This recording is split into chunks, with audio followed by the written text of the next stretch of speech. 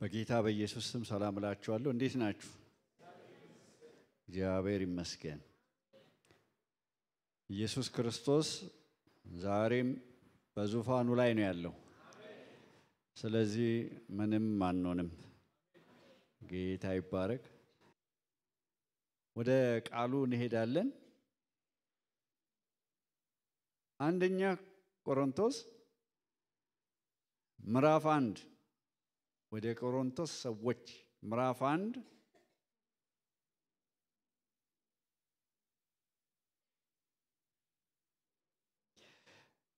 ይሄውን የምናነበው ቃል ብዙ እንድንጸልይ፣ ብዙ እንድንማልድ፣ ብዙ እንድናገለግል፣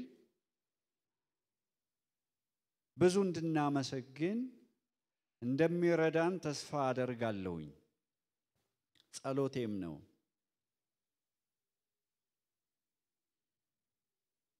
ከቁጥር 18 ጀምሮ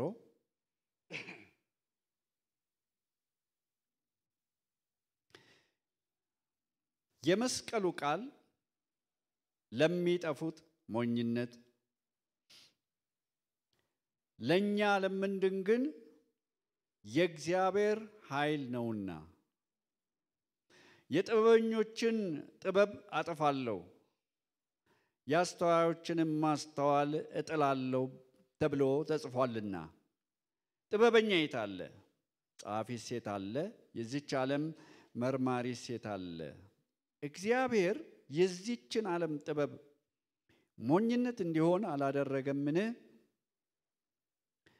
በእግዚአብሔር ጥበብ ምክንያት ዓለም እግዚአብሔርን በጥበቧ ስላላወቀች በስብከት ሞኝነት የሚያምኑትን ሊያድን የእግዚአብሔር በጎ ፈቃድ ሆኗልና ይላል። የመስቀሉ ቃል ለሚጠፉት ሞኝነት፣ ለኛ ለምንድን ግን የእግዚአብሔር ኃይል ነውና። የመስቀሉ ቃል ለሚጠፉ ሞኝነት፣ ለኛ ለምንድን ወይ ደግሞ ለዳንን፣ እንግሊዘኛው ለዳንን ሰዎች የእግዚአብሔር ኃይል ነው። ለማዳን የእግዚአብሔር ኃይል ነው ይላል።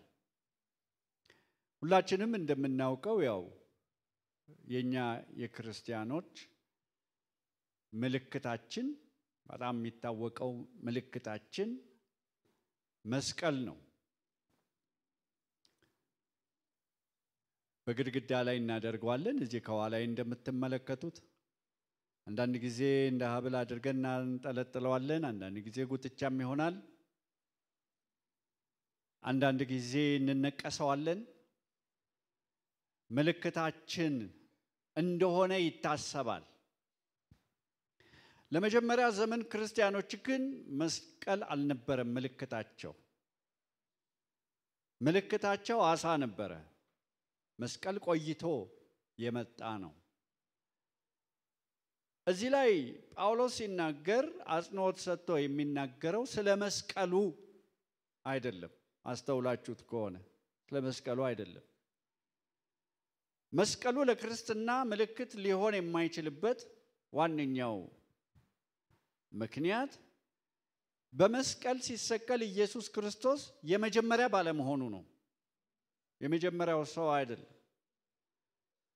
ከኢየሱስ ክርስቶስ በፊት ለ200 ዓመታት ሮማውያን የሚጠቀሙበት እጅግ ጨካኝ፣ እጅግ ክፉ የሆነ መንገድ ነው።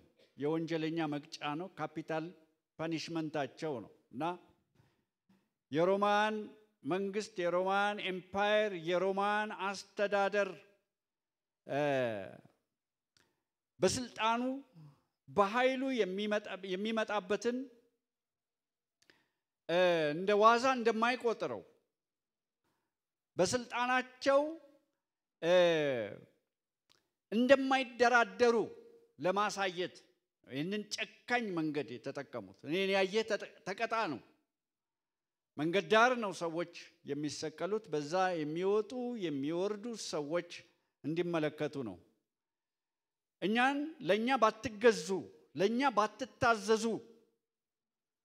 እጣ ፈንታችሁ እንደዚህ ነው የሚሆነው የሚል ነው። በጣም ጨካኝ የሆነ መንገድ ነው። አንዳንድ ጊዜ ይሄ ሰንበት ስለነበረ አይሁዳውያን ጠየቁ እንጂ ወንጀለኞቹና ኢየሱስ ክርስቶስ ጭናቸው ተሰብሮ እንዲወርድ ያው ሁላችሁ ታሪኩን እንደምታውቁት ኢየሱስ ክርስቶስ ጋር ሲደርሱ ኦሬዲ ሕይወቱን አሳልፎ ሰጥቶ ነበረ። ጭኑን መስበር አላስፈለገውም። በቃሉ መሰረት ከአጥንቶቹ አንድም አይሰበርም የሚል መዝሙር 34 ላይ ስለሱ ትንቢት ስላለ የዛን ቀን አወረዷቸው እንጂ ኖርማሊ ግን አይወርድም። 2 ቀን ሊቆይ ይችላል እስኪሞት ድረስ ሰውየው። አንዳንድ ጊዜ አሞሮች መጥተው አይኑን ሁሉ ሊያወጡት ይችላሉ። በጣም ጨካኝ የሆነ መንገድ ነው። ግን በኢየሱስ አይደለም የተጀመረው። ምናልባት በኢየሱስ ለየት የሚያደርገው የኢየሱስን ስቅላት የሾህ አክሊሉ ሊሆን ይችላል እንጂ በመስቀል ላይ ሲሰቀል ኢየሱስ ክርስቶስ የመጀመሪያው እንዳልነበረ ከታሪክ እናውቃለን። ጳውሎስ እዚህ ላይ ትኩረቱ መስቀሉ አይደለም። እኛ በአገር ደረጃ መስቀልን እናከብራለን። ምንድነው? ሰይጣን ማስቀየስ ይወዳል። አሁን እዚህ ላይ ትኩረት ሰጥቶ የሚናገረው የመስቀሉ ቃል ነው። አያችሁ? ልጇን ትቶ እናትየውን፣ ቃሉን ትቶ መስቀሉን። ትኩረታችን በዋናው ነገር ላይ እንዳይሆን ትኩረት እንዳንሰጥ ነው የሚያደርገው እንጂ ጳውሎስ እዚህ ላይ የሚናገረው ምንድነው? የመስቀሉ ቃል፣ የመስቀሉ መልእክት። አንዳንድ ጊዜ ምን ሲባል ትሰማላችሁ? መስቀል አልባ ክርስትና፣ መስቀል የለሽ ሕይወት ሲባል ምን ለማለት ተፈልጎ ነው? መስቀል አልባ ክርስትና ምንድን ነው? የዚህ መልእክት ትኩረቱ በመስቀል ላይ የዋለው ጌታ፣ በመስቀሉ ላይ የተሰቀለው ቃል በመጀመሪያ ቃል ነበረ። ቃልም በእግዚአብሔር ዘንድ ነበረ፣ ቃልም እግዚአብሔር ነበረ የተባለው ስለ ኃጢአታችን ዋጋን ለመክፈል ከዋክብትን ተራምዶ ሥጋ ለብሶ ተዋርዶ የመጣውን ጌታ ለማሳየት የመስቀሉ ቃል የመስቀሉ ሎጎስ ምንድነው ይላል? ለሚጠፉት ሞኝነት ለዳን ነው፣ ግን የእግዚአብሔር ኃይል ነው ይላል። ስለዚህ የዚህ መልእክት ትኩረቱ የመስቀሉ ቃል ነው። መስቀሉ ላይ የተሰቀለው ጌታ ነው፣ ክርስቶስ ነው። ስለዚህ መልእክቱ ምንድነው? ዓለምን ለሁለት ከፍሎ ታያላችሁ። በዓለም ላይ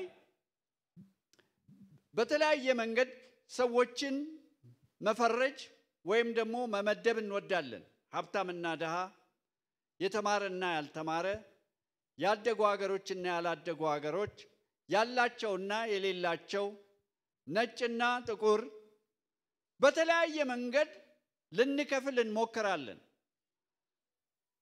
ወይም ደግሞ ይከፈላል። ይሄ ግን ሁለት መደብ ብቻ እንዳለ ከእግዚአብሔር አንፃር ሁለት መደብ ብቻ እንዳለ እናያለን።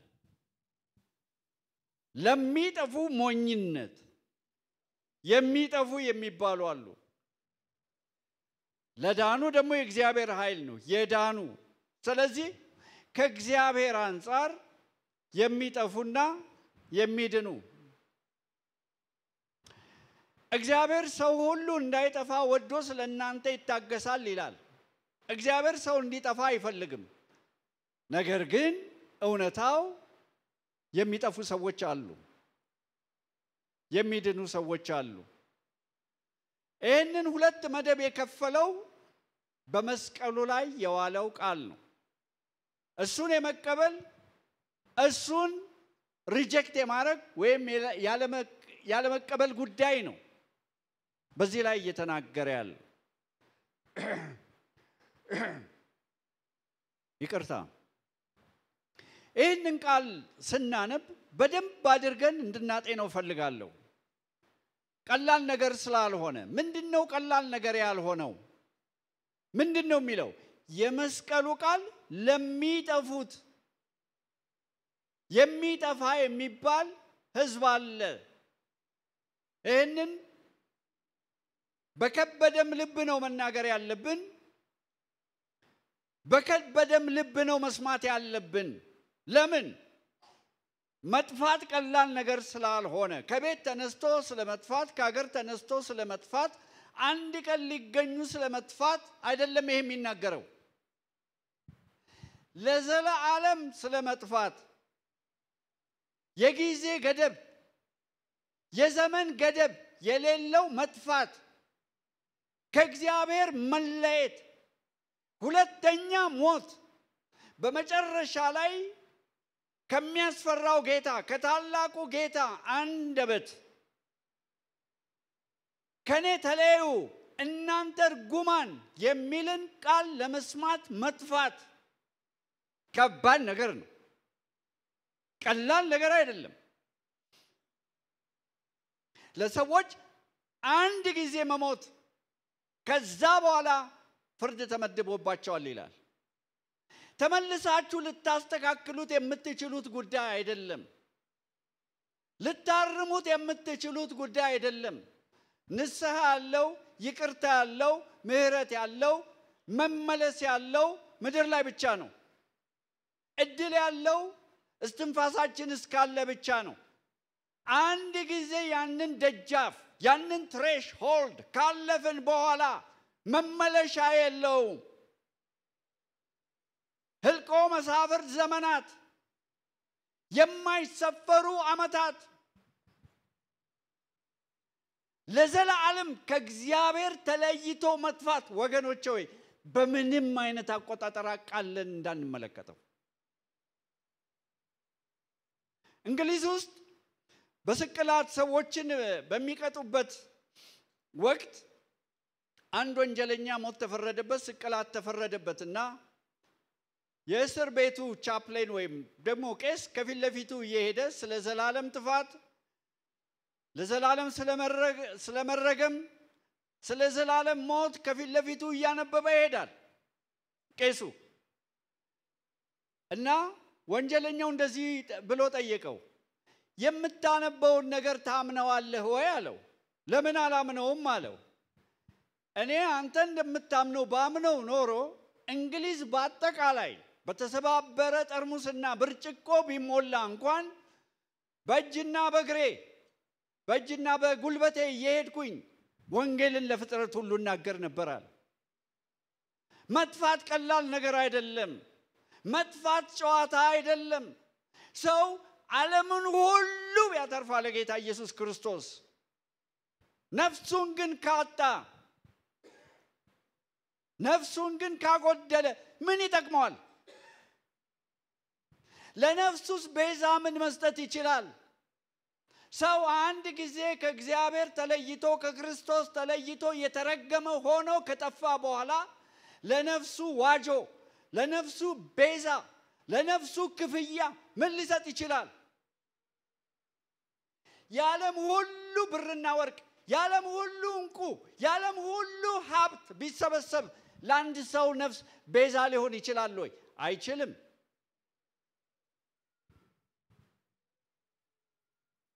ስለዚህ ከባድ ነገር ነው እዚህ የሚናገረው። የመስቀሉ ቃል ለሚጠፉት ምንድን ነው? ሞኝነት ነው፣ መጃጃል ነው፣ ጊዜ ማጥፋት ነው። የዛሬ 2000 ዓመታት በፊት በመስቀል ላይ ተንጠልጥሎ የሞተ ሰው ማመን ለብዙ ሰዎች ሞኝነት ነው። ምናልባት ይህ ስብከት ሲለቀቅ ጥቂት ሺዎች ይሰሙት ይሆናል። ፊልሞች ሲለቀቁ ዘፈን ሲወጣ ምን ያህል ሰው ነው የሚመለከተው? በቪዲዮ በዩቲዩብ ነውር ሲለቀቅ ምን ያህል ሰው ነው የሚመለከተው?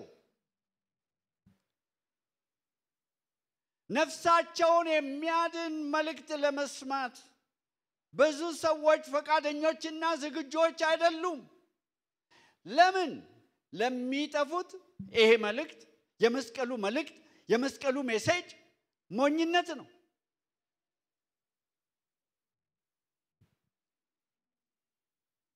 ስለዚህ ነው ስለ ጎረቤቶቻችን ስለ ዘመዶቻችን ሊከብደን የሚገባው ልንማልድ የሚገባው። የዚህ ዓለም አምላክ የማያምኑትን ሐሳብ አሳወረ ይላል። ምን ለማድረግ? የእግዚአብሔር ክብር የሆነው የክርስቶስ ብርሃን ዘልቆ እንዳይገባ ሰርጎ እንዳይገባ ሐሳባቸውን አሳወረ ይላል።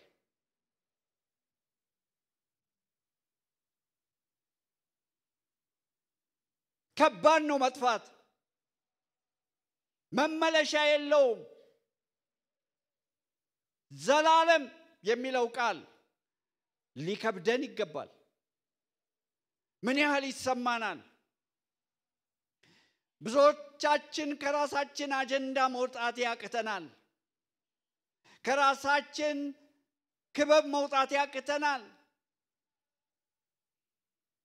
ብዙዎቻችን ሐሳባችንን የገዛ ቀልባችንን የቀለበ ሐሳባችንን የተቆጣጠረ በዘላለም ዓለም ውስጥ ምንም ለውጥ ማመጣ ሊሆን ይችላል። ከዘላለም ጋር ስታስተያዩት ምንም ለውጥ ማያመጣ ሊሆን ይችላል። ዛሬ የሚያሳስባችሁ የሚያስጨንቃችሁ የሚያስለቅሳችሁ የሚያስመጣችሁ ጉዳይ ከዘላለም ጋር ስታስተያዩት ምንም ለውጥ ላያመጣ ይችላል። ምክንያቱም እቺ አጭር ህይወት በዘላለም ውስጥ ስታት በውቅያኖስ ላይ ጠብ እንደምትል ጠብታ ስለሆነች የሚጠፉት መጥፋት ምን ያህል ያሳስበናል? ለሚጠፉት ሞኝነት ነው።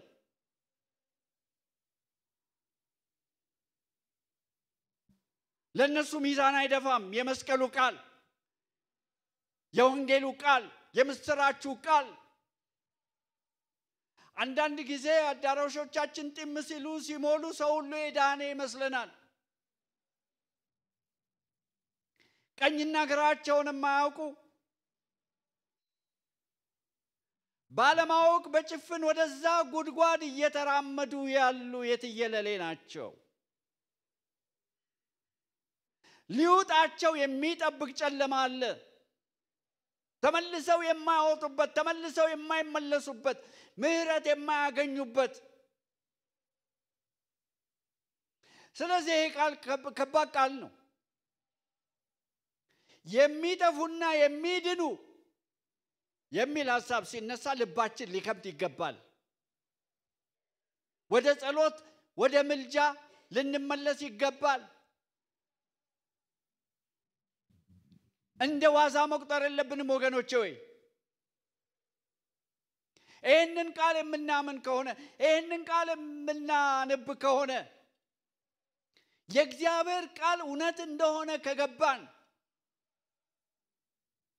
የሚጠፉ ዘመዶቻችን ጎረቤቶቻችን ወንድሞቻችን እህቶቻችን እናቶቻችን ሊያሳስበን ይገባል።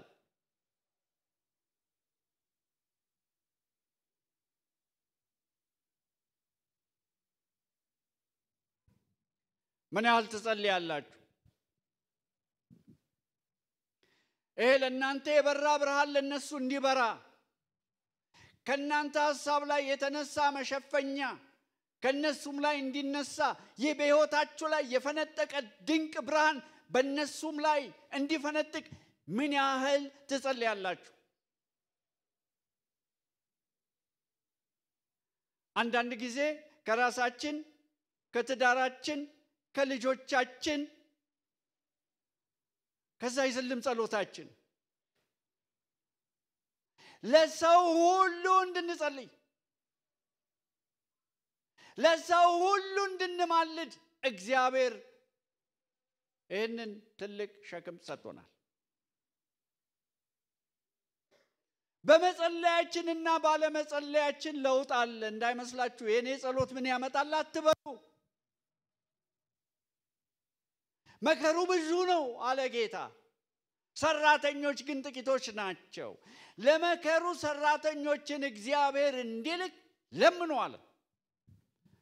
ብንጸልይ ሰራተኛ ይመጣል፣ እኛንም ሰራተኛ አድርጎ ያስነሳናል። ባንጸልይ አይነሳም ማለት ነው። በዛ ቃል መሰረት ምን ያህል ያሳስበናል? ለዘላለም መጥፋት የተባለ ነገር ከእግዚአብሔር ተለይቶ መረገም ሁለተኛ ሞት የተባለ ለዘላለም ከእግዚአብሔር ፕሬዘንስ መራቅ ምን ያህል ያሳስበናል? በዚህ ጉባኤ ያላችሁ ወንጌሉን የምትገፉ ሞኝነት የመሰላችሁ መዝናኛ የመሰላችሁ ለዘላለም የመጥፋት ጉዳይ ከባድ ባይሆን ኖሮ የእግዚአብሔር ልጅ ኢየሱስ ክርስቶስ ከባድ ዋጋ ባልከፈለም ነበር።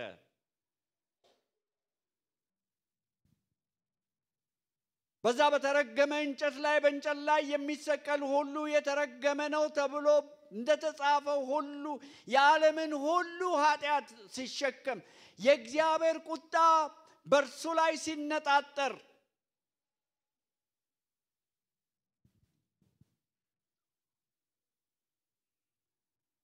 ይሄ ጉዳይ ጨዋታ ዋዛና ፈዛዛ እንዳልሆነ ይገባቸዋል። ቤተክርስቲያን እኮ የምንሰበሰበው እኮ አንዱ እኮ ለዚህ ነው። የግድ እዚህ ይምጡልን አይደለም። ይሄ ሕዝብ ታጥቆ ወጥቶ በመንፈስ ቅዱስ ተሞልቶ በመንፈስ ቅዱስ ተቀጣጥሎ ከሙታን የተነሳው ኢየሱስ ክርስቶስ በርቶለት ወጥቶ እንዲናገር ነው ወንጌልን። ዘመኑ አጭር ስለሆነ የምስራቹን ቃል እንዲያውጅ ነው። ከፓስተሮች ብቻ አትጠብቁ ወገኖች ሆይ። ከወንጌላውያን ብቻ ነቢያት ነን ከሚሉ ብቻ የሚጠበቅ አይደለም። ከእያንዳንዳችን እግዚአብሔር የሰጠን ለመላእክት ለጊዜው የተከለከለ ለእኛ የተፈቀደ ታላቅ ዕድል ኢየሱስ ያድናል ከሰማይ በታች እንድንበት ዘንድ የተሰጠን ሌላ ስም የለም ብሎ መናገር፣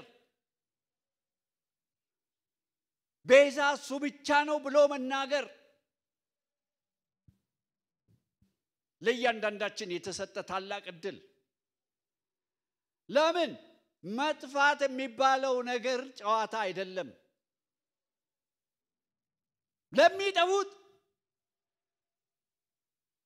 ልባችን እየከበደ ነው መስማት ያለብን። ለሚጠፉት ለክርስቲያን እንዴት ይታዘናል? ጌታን ላወቀ ሰው እንዴት ይታዘናል? ጌታን ያወቀ ሰው ምን ይሆናል? ጌታን ያወቀ ሰው የዳነ ሰው ቢሞት እንኳን የት እንደሚሄድ ይታወቃል። እንዴት ይታዘንለታል? እንዴት ከንፈር ይመጠጥለታል? ቻሌንጆች ሊኖሩ ይችላሉ፣ መከራ ሊኖር ይችላል። እንዴት ግን ጌታን ለሚያክሰው ከንፈር ይመጠጣል? ሰው ዓለምን ሁሉ ቢያተርፍ ሲል ማትረፍ አይቻልም እንጂ ቢያተርፍ የዓለም ሁሉ ገንዘብ የእናንተ ቢሆን የዓለም ሁሉ ሀብት የእናንተ ቢሆን የዓለም ሁሉ ስልጣን የእናንተ ቢሆን የዓለም ብር ወርቅ እንቁ የእናንተ ቢሆን ነፍሳችሁን ካጣችሁ ምንድነው ፋይዳው? ምንድነው ጥቅሙ? ምንም ሳይኖራችሁ ማለዳ እንደሰማነው ኢየሱስ ግን ካላችሁ ይህ የሬቶሪክ ጉዳይ የንግግር ጉዳይ ብቻ አይደለም ወገኖች ሆይ። ውስጣችን ሰርጎ ይግባ፣ ይቆጣጠረን። የንግግር ጉዳይ ብቻ አይደለም።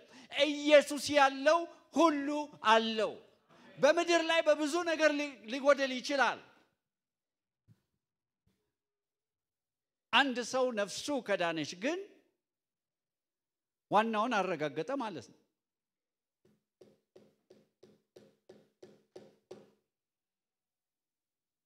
የመስቀሉ ቃል የዘላለሙ ቃል ስጋ የለበሰው ቃል ለሚጠፉት ሞኝነት ነው፣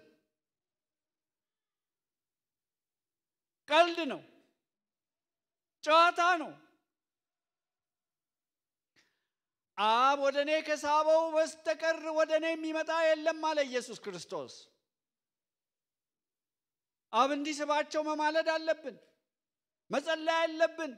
አይኖቻቸው እንዲከፈቱ ይሄ ብርሃን በእነሱም ሕይወት ላይ እንዲፈነጥቅ የምንናገረው ነገር ጨዋታና ቀልድ ቲያትር እንዳልሆነ እንዲገባቸው ምልጃ ያስፈልጋል።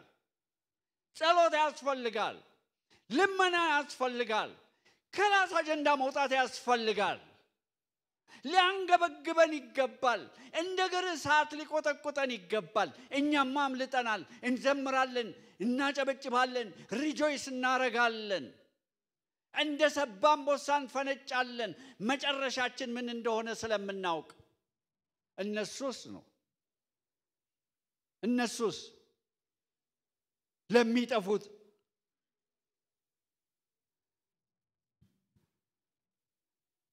እዛ ግሩፕ ውስጥ እናንተ ብትሆኑስ ኖሮ እኔ እግዚአብሔርን አመሰግናለሁ በአባቴ በኩል ነው ወንጌል ቤታችን የገባው። ግን የሚማለዱልኝ ሰዎች ነበሩ፣ የሚጸልዩልኝ ሰዎች ነበሩ። ያዳር ጸሎት ነበር ቤታችን። እኔ በወንብድና ህይወት ውስጥ እያለሁኝ ጸሎት ይደረግልኝ ነበር፣ ይጸለይልኝ ነበር።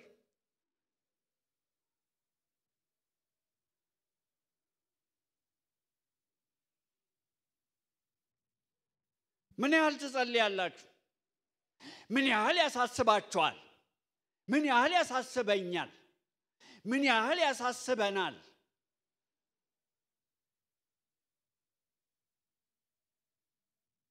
ምን ያህል ይከብደናል? ምን ያህል የእግዚአብሔር የልብ ትርታ ይሰማናል? እርግጠኛ ለመሆን የሰዎችን ልብ እናንተ መለወጥ አትችሉም። ስፐርጀን እንደዚህ ብለዋል፣ ድንጋይ የሆነውን የሰው ልብ ከመለወጥህ በፊት መጀመሪያ ድንጋይ ወስደህ ቤትህ ስጋ አድርገህ ለውጥ ብለዋል። ድንጋይ የሆነውን የሰው ልብ መለወጥ አንችልም፣ የሚለውጥ እግዚአብሔር ነው። እኛ ግን መጸለይ አለብን፣ መመስከር አለብን፣ መናገር አለብን፣ ማወጅ አለብን።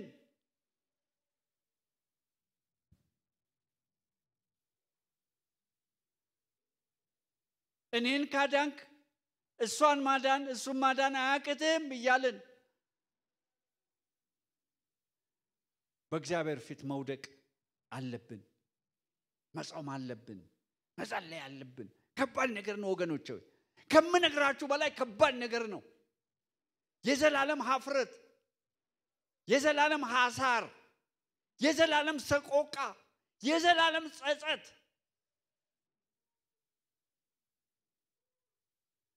ጸጸትና ሀፍረት ለተወሰኑ ቀናት እንኳን እንዴት እንደሚከብድ ብዙዎቻችን እናውቃለን ብዬ አስባለሁ። ይሄ የዘላለም ነው፣ ገደብ የለውም።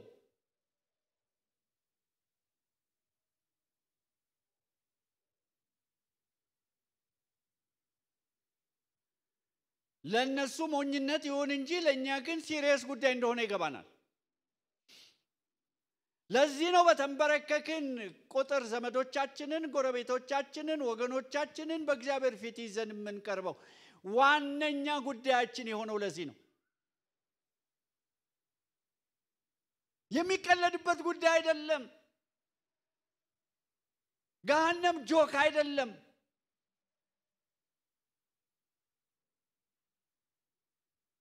ገሃነም ቀልድ አይደለም። እነሱ ምን እንደሚጠብቃቸው ስለማያውቁ ይቀልዱ ይሆናል። እኛ ግን እናውቃለን፣ ቃሉ ስለነገረን ለነማን እንደተዘጋጀ ስለነገረን።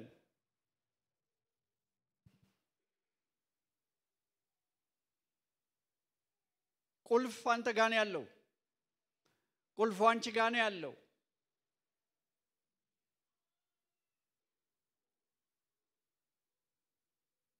የመስቀሉ ቃል ለሚጠፉት ሞኝነት፣ ለኛ ለምንድን ግን የእግዚአብሔር ኃይል ነው። የእግዚአብሔር ኃይል ነው። ግሪኩን ብትመለከቱት የእግዚአብሔር ዱናሚስ ፈንጂ የሆነ ኃይል፣ ክርስቶስን ከሙታን ያስነሳው መንፈስ በውስጣችሁ ቢኖር ይላል ለሚሞተው ሰውነታችሁ ሕይወትን ይሰጠዋል። ያ ክርስቶስ ከሙታን ሲነሳ፣ በኃይል ሲነሳ፣ በስልጣን ሲነሳ ተከፍኖበት የነበረው ጨርቅ አሁን በቱሪን ጣሊያን እየታየ ነው አንዳንዶቻችሁ በዩቲዩብ ላይ ታችሁት ይሆናል ከባድ ብርሃን ስላለፈበት ምስሉ ራሱ እዛ ላይ ተቀርጿል ያ ኃይል ክርስቶስን ከሙታን ያስነሳው በስልጣን ያስነሳው በኃይል ያስነሳው ያ መንፈስ በውስጣችሁ አለ ይላል ለሚሞተው ሰውነታችሁ ሕይወትን ይሰጣዋል ስለዚህ በውስጣችን የሞት መንፈስ ሳይሆን የትንሣኤ መንፈስ ገብቷል ምን ለማድረግ ለማዳን መጥፋት ከባድ ነገር እንደሆነ ሁሉ መዳንም ከባድ ነገር ነው የዕድሜ ልክ የምስጋና ርዕስ ነው ምንም የምስጋና ርዕስ የለኝም ብትሉ እንኳን የዕድሜ ልክ የምስጋና ርዕስ ልስጣችሁ መዳን ስማችሁ በሕይወት መዝገብ ላይ ሲጻፍ ከዘላለም ሞት ስታመልጡ ሃሌሉያ የምስጋና ርዕስ ነው የዕድሜ ልክ የምስጋና ርዕስ ነው ብዙ ሰው ቢገባው ማለዳ የተሰበከው አይከብደውም ምስጋና አይከብደውም ምን አለኝ ማመሰግንበት ምን አረገልኝና ላመስግን ምን ያላደረገልህ ነገር አለ ነው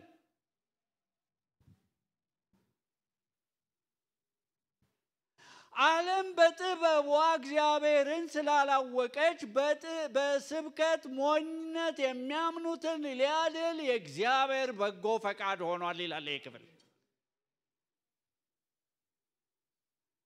ሞኝነት ይመስላል አሁን እንደዚህ ስንሰብክ ሞኝነት ይመስላል ስብከት ሞኝነትም ይመስላችኋል በስብከት ሞኝነት የሚያምኑትን ሊያድን ምን ሆኗል የእግዚአብሔር በጎ ፈቃድ ሆኗል አይገርማችሁም ዓለም በጥበቧ ያላወቀችው ይሄ አስገራሚ ክስተት ይሄ አስገራሚ ብርሃን ላንተ በርቷል ላንተ ተገልጧል ላንቺ ተገልጧል ሃሌሉያ መኪና በሚሰሩበት ጥበባቸው ያላወቁት እግዚአብሔር ለኛ በክርስቶስ ተገልጧል አውሮፕላን የሚሰሩበት ጥበብ ወደ ጨረቃ ሮኬት በሚያመጥቁበት ጥበብ ማርስ ላይ ወስደው መንኮራኩር ያስቀመጡ ከመንኮራኩር ጋር ኮሙኒኬት በሚያደርጉበት ጥበብ ኤአይ በሚሰሩበት ኮምፒውተር በሚሰሩበት ጥበብ ተራቀው የት ይደርሳሉ በተባለበት በዛ ጥበብ እግዚአብሔርን ሊያውቁ አልቻሉም ለኛ ግን ክርስቶስ ጥበባችን ሆኖ በራልን እግዚአብሔር ተገለጠልን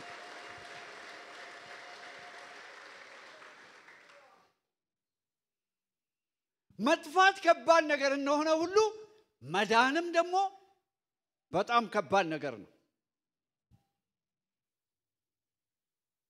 የእግዚአብሔር ልጆች ተብለን ልንጠራ እግዚአብሔር ምን አይነት ፍቅር እንዳሳየን እንዲሁም ነን ካለ በኋላ ገና ደግሞ ስንገለጥ ምን እንደምንሆን አልታወቀም ይላል እናንተ አሁን እዚች ጋር ያለችውን ቁጥቁጥ መከራ ነው የምታዩት አይደል ገና የሚገለጥ ክብር አለ በመድርም በሰማይም በመድር ላይ ራሱ ፍጥረት ይጠብቃል ፍጥረት የእግዚአብሔርን ልጆች መገለጥ ይተባበቃልና የእግዚአብሔር የምህረት ዕቃዎች የሆነንኛ የእግዚአብሔር ምህረት በእኛ ላይ ሲገለጥ በፍጥረት ላይ የሚመጣ የሚፈጠር አዎንታዊ ተጽዕኖ አለ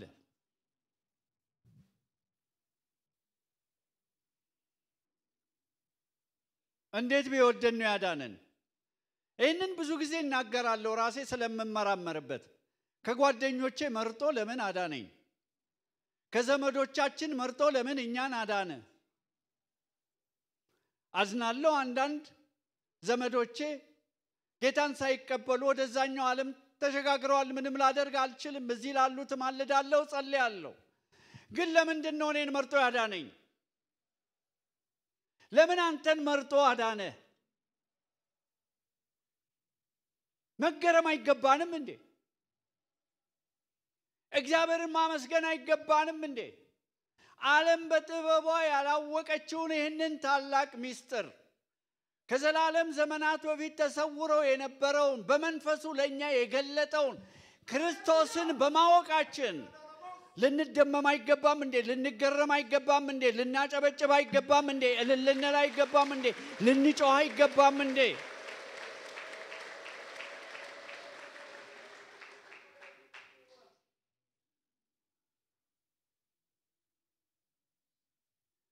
ስለዚህ ነው ስለነሱ ልንሳቀቅ ስለራሳችን ልንደመም ይገባል እምላችሁ። ጌታ መጥቶ ዛሬ ምስጋና ይትረፈረፈላችሁ ሲል ያለ ምክንያት አይደለም። ምስጋና በሕይወታችሁ ይብዛ ሲል ምንም ነገር ሳይሰጥ አይደለም። ከስራታችን ፈቶ ነው። ማቃችንን ቀዶ ነው። ጨለማችንን አብርቶ ነው። አይናችንን ከፍቶ ነው። የምስጋና መጎናጸፊያ አልብሶ ነው። ብንዘምርለት ያንስበታል። ብንጮህለት ያንስበታል። ብንንከባለል ያንስበታል።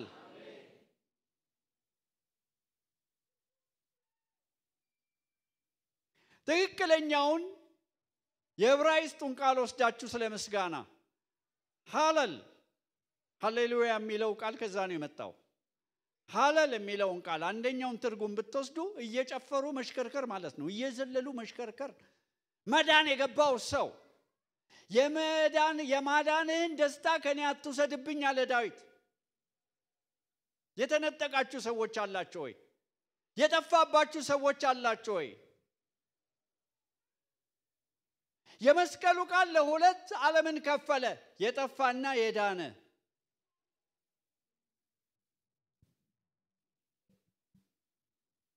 ካልዳናችሁ ምንም ቢኖራችሁ ማንም ብትሆኑ ምንም ለውጥ የለውም። ፈለገ ያህል ዲግሪ ብትጭኑ፣ የፈለገ ያህል ብር ገንዘብ ብታጭቁ በባንክ፣ ብዙ አውሮፕላን መርከብ ቢኖራችሁ ካልዳናችሁ ለውጥ የለውም። ምንም አይፈይዳችሁ። ኢየሱስ በትክክል ይህን ጥያቄ ጠይቋል። ሰው ዓለምን ሁሉ አትርፎ ነፍሱን ካጣ በኋላ ለነፍሱ ምን ቤዛ መስጠት ይችላል? ነፍሱን እንዴት ማዳን ይችላል? በመካከላችን ራሱን ያዳነ አንድም ሰው የለ። እግዚአብሔር አዳነን። እግዚአብሔር አወጣን። ከዛ ጉድጓድ አወጣን። ስንሞት ወዴት እንደምንሄድ እናውቃለን። ስለዚህ ስለሞት ስጋት የለብንም። አማኝ የሆነ የዳነ ስሙ በሕይወት መዝገብ ላይ የተጻፈ ሰው መዝሙር 91 እንደሚናገረው መቅሰፍት ወደ ቤቱ አይገባም። ይህ ማለት ምን ማለት ነው?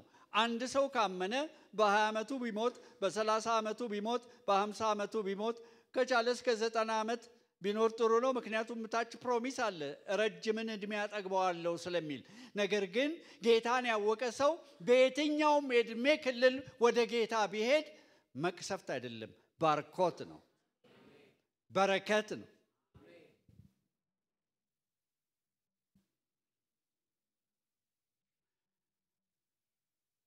ስለ ነገ ስለ ሞት ያለ ስጋት መኖር ራሱን የቻለ ትልቅ በረከት አይደለም እንዴ? ያለ መሳቀቅ መኖር። ምን አንዳንድ ጊዜ እንደዚህ ይላሉ፣ ሰው ከባድ ፍጥረት መሆኑ የሚታወቀው ሞትን የሚያክል ነገር ተሸክሞ ምንም እንደሌለ አድርጎ መውጣቱ መግባቱ። እኛ ግን ቀንበሩ ተሰብሮልናል። የምንዘምረው ትክክል ነው። ሞቴን ወሰድክ ስንል ተወስዶልን ነው። ታሪኬን ለወጥክ ስንል ተለውጦልን ነው። ተስፋዬን አለመለምክ ስንል ለምልሞልን ነው። መከራ ሊኖር ይችላል። የተለያየ ቻሌንጅ ሊኖር ይችላል። ሰው የሚገጥመው ነገር ሁሉ ሊገጥመን ይችላል። ከሰው የምንለየው ግን ስንሞት ወደ ክብር ነው የምንገባው።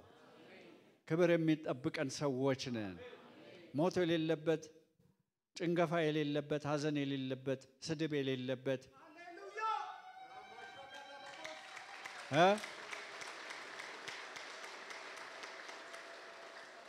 አንድ ወንድማችን ሀገር ውስጥ ገቢም የለም ብሏል። እዛ አስመርሮታል መሰለኝ በግብር። የምትጠሉት ነገር ሁሉ የሌለበት፣ ፖሊስ ጣቢያ የሌለበት፣ ወንጀለኛ የሌለበት፣ ስደት የሌለበት በተስፋ ደስ ይበላችሁ የሚለው እኮ አንዱ ይሄንን ነው። ለዚህ ምድር ብቻ የዳንን ቢሆን ኖሮ ከሰዎች ሁሉ ይልቅ ምስኪኖች ነበርን ይላል። ለምን? ተስፋ ስላለ ነው።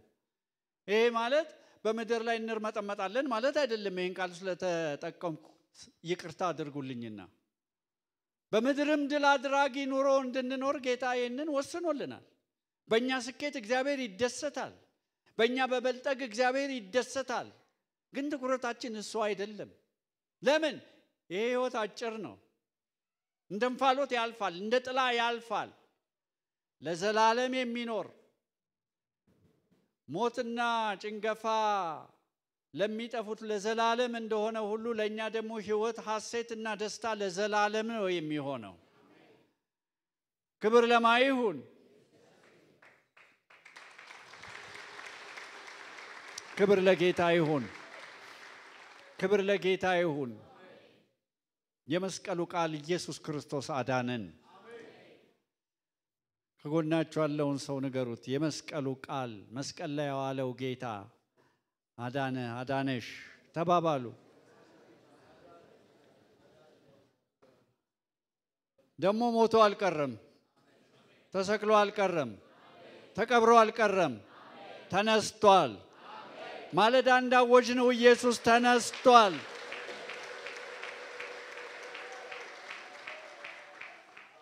ተመልሶ ደግሞ ይመጣል። ሃሌሉያ። እንጸልያለን።